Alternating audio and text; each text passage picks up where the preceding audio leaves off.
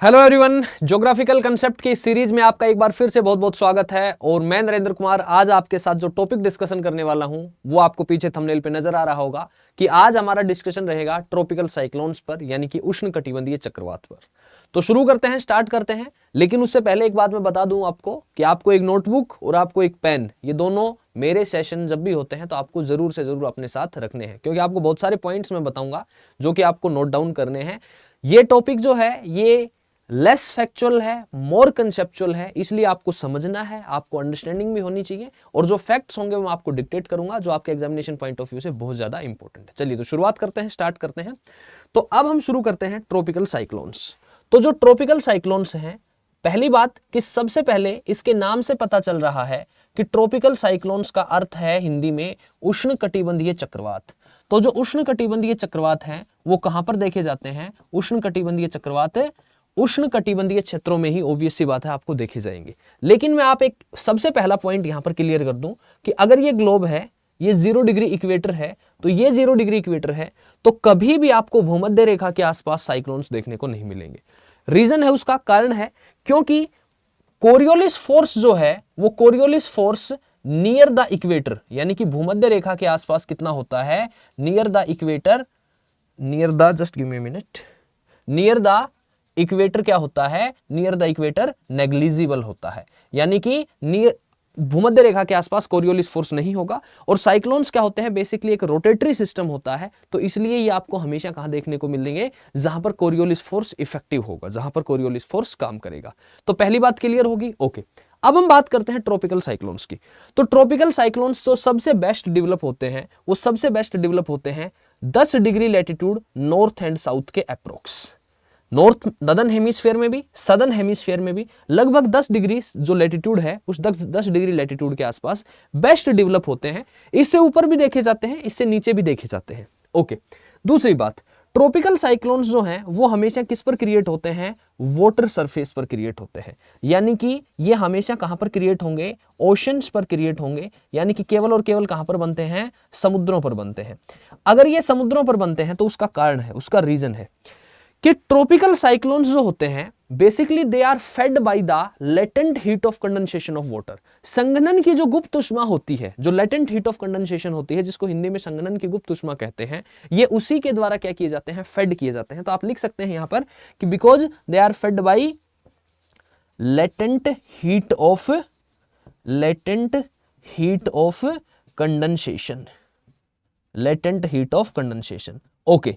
अब हमें पता चला कि ओशंस के सरफेस पे क्रिएट होते हैं, तो ओशन के सरफेस पे क्रिएट होते हैं, तो इससे नेक्स्ट कंसेप्ट क्या है? नेक्स्ट कंसेप्ट ये है, पहला क्या हुआ कि इसको क्या चाहिए? ओशंस, यानी कि वाटर का सरफेस चाहिए। नंबर 2 बात, इनको क्या चाहिए? इनको वार्म वाटर चाहिए। वार्म वाटर का मतलब यह है कि इनको क्या चाहिए? गर्म पानी की सतह पर उत्पन्न होते हैं। तो गर्म पानी, कितना गर्म पानी? 26 से 27 डिग्री सेल्सियस टेम्परेचर चाहिए। अब आपको पता है कि जो वाटर है वो स्पेसिफिक हीट ऑफ कैपेसिटी के कारण बहुत ही स्लोली हीट अप करता है और बहुत ही स्लोली क्या होता है? ठंडा होता है। तो वाटर का टेम्परेचर 26 से 27 डिग्री सेल्सियस पहुंचने में आपको पता है कि टाइम लगेगा। तो अगर टाइम लगेगा तो इसका सीधा सा मतलब क्या हुआ? इसका सीधा सा मतलब यह हुआ कि जो ट्रॉपिकल साइक्लोन्स हैं वो जनरली कब आते हैं? जनरली लेट समर्स में आते हैं। लेट समर्स का मतलब क्या हो गया? कि जब गर्मियों के अंत में, गर्मियों के अंत में, अर्थात मैं ये कह सकता हूं कि इनके आने का जो टाइम है वो लगभग क्या है? सितंबर, अक्टूबर, नवंबर, इस समय में ट्रॉपिकल साइक्लोन्स देखे जाते हैं। अब आप कह सकते हैं कि सर कई बार ऐसा होता है कि ट्रॉपिकल साइक्लोन अप्रैल और मई के महीने में आते हैं, तो मैं आपकी बात को डिनाई नहीं करूंगा।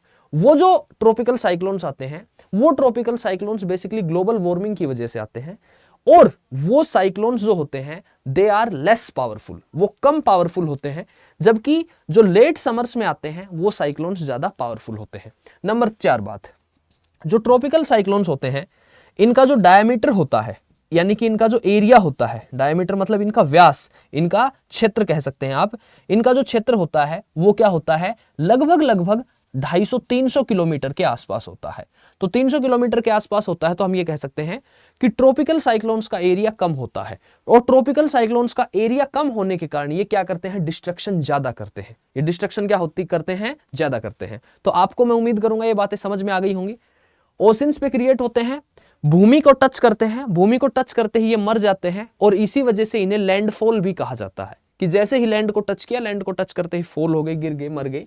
वार्म वाटर चाहिए 26 से 27 डिग्री का, इसलिए लेट समर्स में देखे जाते हैं। बट जो साइक्लोन्स अप्रैल मई के महीने में आते हैं वो ग्लोबल वार्मिंग की वजह से आते हैं और वो साइक्लोन्स लेस पावरफुल होते हैं। इनका जो डायमीटर होता है, इनका जो क्षेत्र होता है वो क्या होता है, इनका क्षेत्र जनरली लगभग 300 किलोमीटर के आसपास होता है। ओके, अब एक चीज समझेंगे आप कि ट्रॉपिकल साइक्लोन्स क्या होते हैं। Basically they are cumulonimbus clouds, they are cumulonimbus clouds. But इस क्यूमुलोनिम्बस क्लाउड में क्या होता है कि दे हैव ए आई, इनके क्या होती है, एक आई होती है। आई का मतलब आप हिंदी में कह सकते हैं केंद्र होता है, अंग्रेजी में कहेंगे तो हम आई कह देंगे। तो बेसिकली कारण क्या है, रीजन क्या है, बात सुनो कि ये जो ट्रॉपिकल साइक्लोन्स हैं, जो ट्रॉपिकल साइक्लोन्स हैं, क्यूमुलोनिम्बस क्लाउड मैंने कहा उसका कारण क्या था कि निम्बस वर्ड ज्योग्राफी में जहां भी यूज होता है, निम्बस, निम्बस का मतलब हमेशा क्या होता है, वाटर होता है। मतलब निम्बस क्लाउड्स यानी कि वो क्लाउड्स जो रेन बियरिंग है, जो क्या करते हैं, वर्षा करते हैं। तो हम ये कहेंगे कि जो ट्रॉपिकल साइक्लोन्स हैं वो ट्रॉपिकल साइक्लोन्स क्या हैं, ट्रॉपिकल साइक्लोन्स हमारे क्यूमुलोनिम्बस क्लाउड हैं। और इस क्यूमुलोनिम्बस क्लाउड के अंदर क्या होती है, एक इनकी आई होती है, इनकी एक क्या होती है, सेंटर में एक केंद्र होता है। ये जो आई होती है, आप याद 2-3 बातें याद रखेंगे। जनरली यहां पर सवाल पूछा जाता है कि ये जो आई है इसके अंदर क्या कंडीशंस होती हैं, क्या फिजिकल कंडीशंस होती हैं। तो ये जो आई होती है ये वार्म होती है। दिस इज, मैं किसकी बात कर रहा हूं, इसकी। ये क्या होती है, दिस इज वार्म, गर्म होता है ये क्षेत्र। दूसरी बात क्या होती है कि यहां पर हवाएं जो होती हैं वो हवाएं क्या करती हैं, हवाएं क्या करती हैं, हवाएं इस प्रकार से आती हैं, जस्ट ट्राई टू अंडरस्टैंड कि हवाएं इस प्रकार से आती हैं और यहां पर आकर मर्ज कर जाती हैं, यहां पर आकर हवाएं मर्ज कर जाती हैं। यहां पर हवाएं दोनों तरफ से ऐसे आती हैं और यहां पर हवाएं एकदम लेमिनार फ्लो में मर्ज कर जाती हैं। यहां पर एयर कहां से आ रही है, हाई प्रेशर से। यहां पर एयर कहां से आ रही है, हाई प्रेशर से। यहां पर क्या है, लो प्रेशर। तो ये जो सेंट्रल आई है, ये जो सेंट्रल आई है, तो पहली बात क्या होगी, लो प्रेशर, क्योंकि विंड हमेशा हाई प्रेशर से लो प्रेशर की तरफ मूव करेगी, लो से हाई की तरफ मूव नहीं करेगी। यहां पर विंड्स ऊपर चली जाती हैं तो इसका मतलब यहां पर क्या होता है, कन्वर्जेंस होता है और यहां पर क्या होता है, डाइवर्जेंस होता है। और मैंने आपको बताया कि tropical cyclones are fed by the latent heat of condensation, यानी कि संघनन की गुप्त उष्मा क्या करती है, उनको एनर्जाइज करती है, उसको एनर्जी देती है। उसके अलावा यहां से जो सनलाइट आती है इस एरिया में वो क्या करती है, वो भी ट्रॉपिकल साइक्लोन्स को एनर्जाइज करती है। जब इनकी एनर्जी कम होने लगती है तो यहां से जो लाइट नीचे आ रही है, यहां से जो एनर्जी नीचे आ रही है, यहां से जो ऊर्जा नीचे आ रही है, जो उष्मा नीचे आ रही है, वो क्या करती है, ट्रॉपिकल साइक्लोन्स को दोबारा से एनर्जाइज कर देती है। और जो आई होती है वो मैंने क्या बताया, वार्म है। ओके, दूसरा क्या है, लाइट विंड्स हैं, हल्की हवाएं हैं। यहां जो मौसम है वो मौसम क्या है, लाइट विंड्स हैं, काम कंडीशंस हैं और ब्राइट स्काई है। काम कंडीशंस हैं और उसके अलावा अगली कंडीशन क्या है कि ब्राइट स्काई है। क्योंकि अगर आसमान ब्राइट नहीं होगा, तो सनलाइट नीचे नहीं आएगी ना, तो सनलाइट नीचे नहीं आएगी तो जो साइक्लोन है वो एनर्जाइज नहीं होगा। तो ट्रॉपिकल साइक्लोन बेसिकली किन दो चीजों से एनर्जाइज हुआ, एक तो लेटेंट हीट ऑफ कंडेंसेशन से और दूसरा जो सनलाइट इस आई के अंदर आ रही थी। Is it clear? ओके, अब ये बात क्लियर होगी। अब हमें पता चल गया कि यहां पर क्या हो रहा है, कन्वर्जेंस हो रहा है और ऊपर क्या हो रहा है, हवाओं का डाइवर्जेंस हो रहा है। तो ये जो एरिया था, यहां पर जो आई वॉल है, ये जो किनारा है ये आई वॉल है। यहां पर ये क्या है, यहां पर ये आई वॉल है। आई वॉल के अंदर अगर आपसे पूछा जाए कि ट्रॉपिकल साइक्लोन्स में जो सबसे ज्यादा डिस्ट्रक्टिव पोर्शन होता है वो क्या होता है, तो most destructive area of the tropical cyclone is the eye wall. यहां पर लगभग wind speed 300 kilometre 280 kilometre per hour की स्पीड तक पहुंच जाती है। तो जस्ट इमेजिन कि 300 किलोमीटर 250 किलोमीटर पर आवर की स्पीड से अगर विंड यहां पहुंच रही है तो कितना डिस्ट्रक्शन यहां पर करेंगी। तो ये क्या है, ये हमारा क्लियर हो गई होगी बात कि ये क्या है, हमारा ट्रॉपिकल साइक्लोन्स का एरिया है। ओके, अब यहां पर 2-3 बातें जानने की और है। 2-3 बातें जानने की क्या है कि जो ट्रॉपिकल साइक्लोन्स होते हैं, मैंने बताया कि लेट समर्स में आते हैं। तो अगर हम इंडिया के कंसर्न में देखें तो हमें पता है कि यहां पर हमारे पास क्या है, अरेबियन सी है, यहां पर क्या है, बे ऑफ बंगाल है। तो जो अरेबियन सी है और बे ऑफ बंगाल है, दिस इज अरेबियन सी, और यहां पर क्या है, बे ऑफ बंगाल है, बंगाल की खाड़ी है। तो बे ऑफ बंगाल और अरेबियन सी में अगर हम देखें कि साइक्लोन्स का रेशियो क्या है, तो अप्रोक्सीमेटली रेशियो 1:4 है।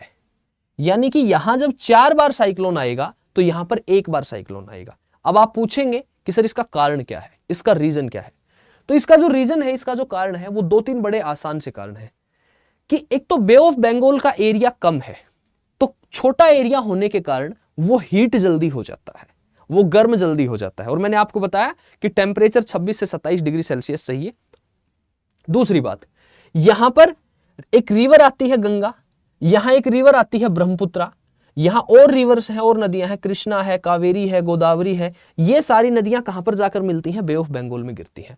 जबकि अगर हम अरेबियन सी की बात करते हैं तो मेनली एक नर्मदा आती है, एक तपी आती है, ये 2 मेन रिवर हैं, बाकी छोटी छोटी स्ट्रीम्स है। तो बे ऑफ बंगाल का जो एरिया है, वो जहां पर रिवर इसके अंदर ओशन के अंदर आ रही है, तो उसके अंदर फ्रेश वाटर होता है और उस वाटर का टेम्परेचर कम होता है। तो यहां पर क्या होता है कि इनसाइड द ओशन टेम्परेचर ज्यादा है, यहां टेम्परेचर कम है, तो टेम्परेचर कॉन्ट्रास्ट हो जाता है और उसकी वजह से साइक्लोन डेवलप होते हैं। तीसरी मोस्ट इंपॉर्टेंट बात कि जब हम इससे आगे चलते हैं और जब हम देखते हैं कि यहां साउथ चाइना सी है, ये एरिया, ये जो साउथ चाइना सी है, मैं अगर आपसे बताऊं कि जो साउथ चाइना सी है, दक्षिणी चीन सागर जो है, वो साउथ चाइना सी क्या करता है, जो साइक्लोन्स कई बार यहां डेवलप होते हैं, तो इस एरिया में ट्रेड विंड्स हैं, इस एरिया में व्यापारिक पवनें हैं। तो उन ट्रेड विंड्स के प्रभाव में कुछ साइक्लोन्स साउथ चाइना सी कहां पर ट्रांसफर कर देता है, बे ऑफ बंगाल में ट्रांसफर कर देता है। तो मेरी बात समझ में आई कि बे ऑफ बंगाल में साइक्लोन्स ज्यादा आते हैं, अरेबियन सी में कम आते हैं। सबसे पहला रीजन, बे ऑफ बंगाल का एरिया छोटा है, एरिया छोटा होने के कारण जल्दी हीटअप हो जाता है। दूसरा, बे ऑफ बंगाल में बहुत सारी मेजर रिवर्स जाकर क्या करती हैं, मर्ज करती हैं, तो रिवर्स मर्ज करती हैं तो टेम्परेचर कॉन्ट्रास्ट हो जाता है। और तीसरा कि साउथ चाइना सी कुछ ट्रॉपिकल साइक्लोन्स कहां पर ट्रांसफर कर देता है, बे ऑफ बंगाल की तरफ ट्रांसफर कर देता है। तो यह कारण है कि बंगाल की खाड़ी में चक्रवात ज्यादा आते हैं जबकि अरब सागर में कम आते हैं। दूसरा, ये जो ट्रॉपिकल साइक्लोन्स हैं, ये एक लोकल फिनोमिना है। बेसिकली पूरा साइक्लोन ही एक लोकल फिनोमिना है। लोकल फिनोमिना का मतलब टर्सरी सर्कुलेशन कहा जाता है। टर्सरी सर्कुलेशन का मतलब यही होता है कि ये एटमॉस्फेरिक सर्कुलेशन मॉडल्स हैं उससे बाहर हैं। तो ये जो लोकल फिनोमिना है, किसी विशेष क्षेत्र में आते हैं, इनको अलग अलग जगहों पर अलग अलग नाम से जाना जाता है। तो किस किस नाम से जाना जाता है, ये क्वेश्चन भी पूछा जाता है। तो आप जान लेंगे कि जब हम बात करेंगे कि ऑस्ट्रेलिया में, तो ऑस्ट्रेलिया में इनको क्या कहा जाता है, they are known as willy willies, they are known as willy willies. Hindi में भी आप क्या लिखा हुआ मिलेंगे, विली विलीज ही लिखा हुआ मिलेंगे, ठीक है। ओके, इनको चाइना में और जापान में, चाइना में और जापान में इनको क्या कहा जाता है, they are known as typhoon. तो हिंदी में भी आप क्या लिखा हुआ मिलेंगे, टाइफून ही लिखा हुआ आप पाएंगे। अगर हम फिलीपींस की बात करते हैं तो इनको बाइगोज कहा जाता है। फिलीपींस की बात करते हैं तो बाइगोज कहा जाता है, बोगीज या बाइगोज कहा जाता है। हरिकेन्स की यूएसए की बात करते हैं तो यूएसए में इनको क्या कहा जाता है, हरिकेन्स कहा जाता है। तो हिंदी में भी क्या कहते हैं, हरिकेन ही कहा जाता है। और अगर हम मेडिटेरेनियन सी की बात करते हैं तो इनको मेडिकेन्स भी कहा जाता है। इनको मेडिटेरेनियन सी जो है, भूमध्य सागर जो है, वहां की बात करते हैं तो इनको मेडिकेन्स कहा जाता है। So these are the names, ये कुछ नाम है जो किसके नाम है, ट्रॉपिकल साइक्लोन्स के नाम है। ये पर्टिकुलर लोकेशंस हैं और ये नाम है। इस टाइप के क्वेश्चन आपसे स्टेटमेंट की फॉर्म में पूछे जा सकते हैं, मैचिंग टाइप क्वेश्चन भी पूछे जा सकते हैं, तो इस प्रकार के सवाल आपसे पूछे जा सकते हैं। So it's all about the tropical cyclones, it's not all about the tropical cyclones, but आपको मोस्टली इसका जो दायरा था वो मैंने आपको समझा दिया है। मुलाकात करेंगे नेक्स्ट सेशन में, तब तक के लिए आपको इस वीडियो को लाइक, शेयर और कमेंट आपके जो भी होनेस्ट रिव्यू हो वो कर देना है नीचे। और जो भी कोई टॉपिक आप पढ़ना चाहते हो, ज्योग्राफी का कोई लीस्ट अंडरस्टूड टॉपिक हो, कोई टॉपिक आपको समझ नहीं आ रहा हो, कोई टॉपिक ऐसा हो जो आप पढ़ना चाहते हो, समझना चाहते हैं, तो एक बार कमेंट सेक्शन में जरूर बताइएगा। इसके अलावा रोजाना शाम को 6 बजे हमारे इस चैनल पे हरियाणा स्टडी IQ पर ज्योग्राफी की क्लास होती है, तो आप उस क्लास को अटेंड कर सकते हैं। तो इसी नोट के साथ आज रोकना चाहूंगा। मुलाकात करेंगे नेक्स्ट सेशन में, तब तक के लिए bye bye, see you, take care.